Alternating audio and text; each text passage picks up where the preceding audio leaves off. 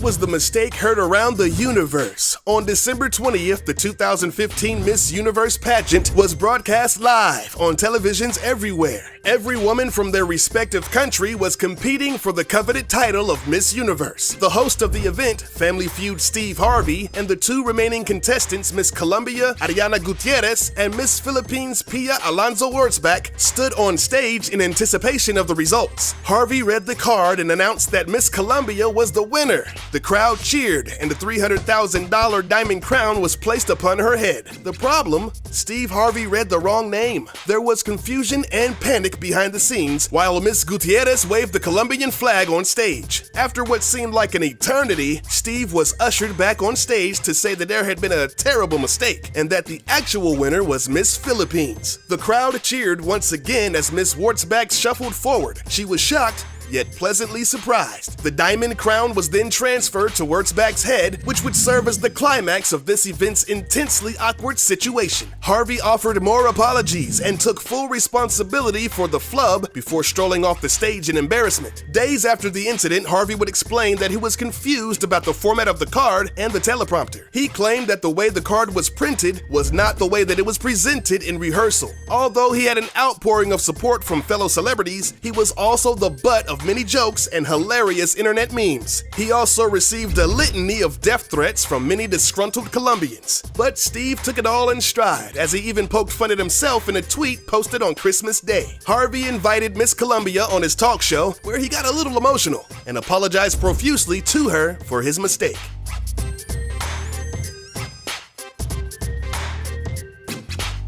This was arguably the most epic nip slip of all time. Janet Jackson was the chosen artist for the 2004 Super Bowl halftime show. Millions of people across America tuned in and watched the performance live on TV. At the end of one of Jackson's medley of hits, pop star Justin Timberlake popped up through the floor and began singing his song entitled Rock Your Body. The duet paraded across the stage while at the same time acting out sexually suggestive dance moves. As Timberlake sang his final line, "Gonna get you naked by the end of this song," he reached across Jackson's bosom and pulled off a part of her costume. Unfortunately, he exposed her right breast that was partially covered by a metal nipple shield. The camera quickly panned to the crowded stadium, but not quick enough. 140 million people saw the bare breast for about half a second, and a lot of them were furious. The FCC received nearly 540,000 complaints from viewers of the halftime show. The event also led to much media controversy and headlines in which it was sometimes referred to as Nipplegate. Jackson's representative explained the incident, saying Justin was only supposed to pull away the rubber bustier to reveal a red lace bra. The garment collapsed and her breast was accidentally revealed. Because of this wardrobe malfunction, the FCC has cracked down on incidents of indecent exposure on TV, increasing fines from $27,000 to $325,000. Jackson's nip slip also led to the widespread use of 5-second delays on most live broadcasted performances. Subsequently, Jackson's career would be affected by this incident, leading to her music being blacklisted from radio and television. The 2010 season of Australia's Next Top Model was coming to a close, and it was time to announce the winner. The two remaining contestants, Kelsey and Amanda, stood on stage in front of an audience of over 2,000 people. It was also being broadcast live to hundreds of thousands of television sets across Australia. The host, Sarah Murdoch, was going to forego the tradition of reading the results from a card and instead chose to use an earpiece. Murdoch waited for the results from the producer. When she didn't get an answer, she decided to go with the last thing that she heard through her earpiece. She announced that Kelsey was the winner. An overjoyed Kelsey started to thank all of the people who helped her on her journey, as Amanda just awkwardly hung around waiting to be given direction. After about 45 seconds of celebration, Murdoch was then told via cue card that Amanda was in fact the winner. Apparently, her earpiece had lost communication with the show's producers, and the last thing she heard was Kelsey 1, Amanda 2. Murdoch stood in disbelief over the whole ordeal and tried to hide her face behind her hand. With the now dead silent crowd, Murdoch eventually announced that Amanda was indeed the winner.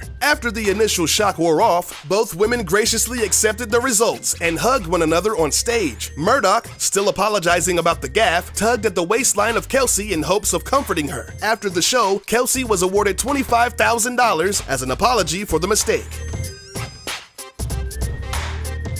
You really need to be careful what you do on live TV. You never know when the camera's being pointed at you. BBC weatherman Thomas Schaffernacker learned that the hard way. In 2010, his co-anchor Simon McCoy was about to segue into the weather report. Before doing so, Simon dished out a little lighthearted banter towards Schaffernacker. He joked that the weather report would be 100% accurate and would provide all the detail that one could possibly want. The camera quickly cut over to Schaffernacker, who did not realize that he was being broadcast live. He was clearly seen raising his middle finger to McCoy in a well-understood gesture. Upon realizing his mistake, he pulled his hand back to awkwardly cover his mouth. During that split second, he jerked his hand around his face, not knowing what to do. The camera then returned back to McCoy, where he stated, "Every now and then there's always one mistake. That was it." And then he casually went on into the next story. A BBC spokesperson said that the corporation received several complaints. She stated that Thomas was not aware that he was on air, and whilst the gesture was only shown for a second, it was not acceptable. In the coming weeks, the station would experience what they described as labor cuts. Not surprisingly, Schaffernacker was one of the people who were laid off. A.J. Clemente was a news anchor for KFYR of Bismarck, North Dakota. He was fired just after one day of work for uttering some extremely profane language live on air. Right before his co-anchor was set to introduce him, he whispers the words, "Fucking shit." At that point, no one in the studio, not even his co-anchor, knew that his mic was live, transmitting the profanity to the homes of shocked viewers. AJ was trying to pronounce the name of London Marathon winner Sugier Kabere. He couldn't figure it out and started cursing to himself out of frustration and nervousness. He didn't know until the third break that his potty mouth was caught live on TV. That's when the show's producer told him to go home for the day. The next day, he met with the studio manager and was fired for his live TV expletives. Videos of the incident made its way around the internet, which made him an overnight sensation. He was interviewed on The Today Show, Live with Kelly and Michael, and even The Late Show with David Letterman. After he made his rounds on the TV talk show circuit, he went home to New York and worked as a bartender for a while. He is now working as a media instructor for students who want to get into broadcast journalism. He's obviously teaching them what not to say while on air.